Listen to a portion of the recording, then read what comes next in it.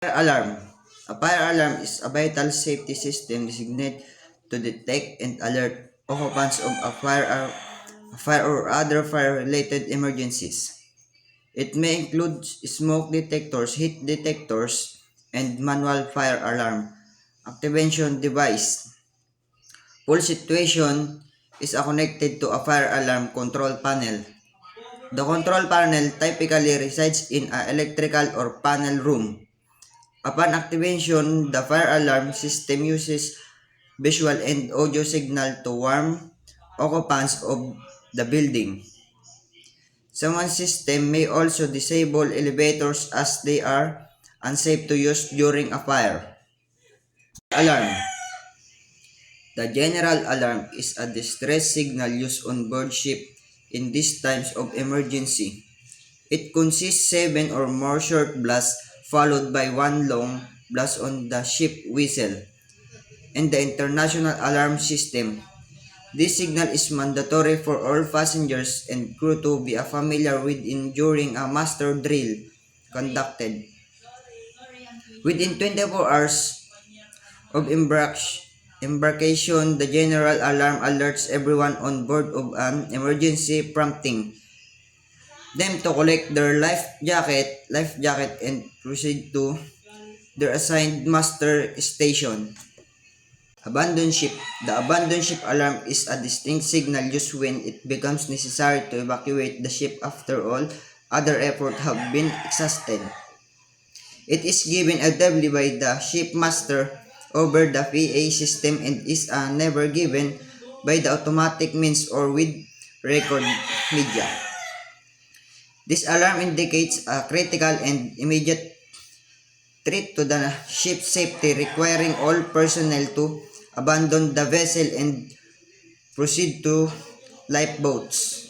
Man overboard signal. The man overboard signal is a distress call given aboard a vessel to indicate that a person has fallen into the water and requires immediate rescue. The signal is typically three long blasts on the ship whistle and general alarm bell.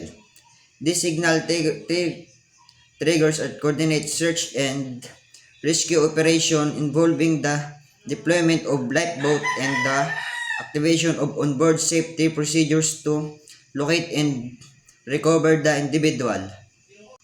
CO2 alarm. A CO2 alarm signifies a leak or malfunction in the ship carbon dioxide CO2 fire suppression system. This system is designed to extinguish fire in specific areas like engine room or cargo holds.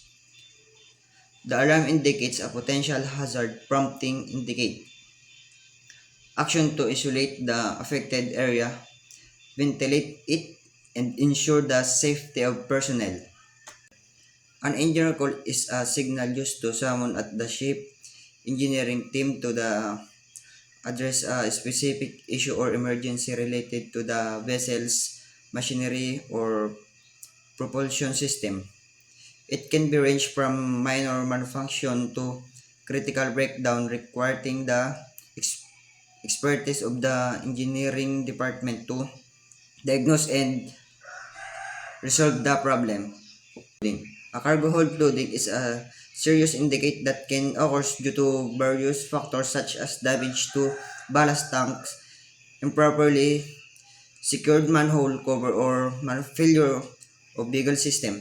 This station poses a significant risk to the cargo, the ship stability and safety or a crew. It requires immediate action to contain floods, assist the damage, and implement measures to prevent further water increase. Pollution prevention. A pollution prevention is a protective approach to minimize or eliminating pollution at its course. This involves implementing practice and technologies that reduce the generation of pollutants and minimize their impact on the environment. On-board ship pollution prevention measure focus on reducing oil spills, minimizing waste discharge, and adhering to international regulation for environmental protection. Engine room.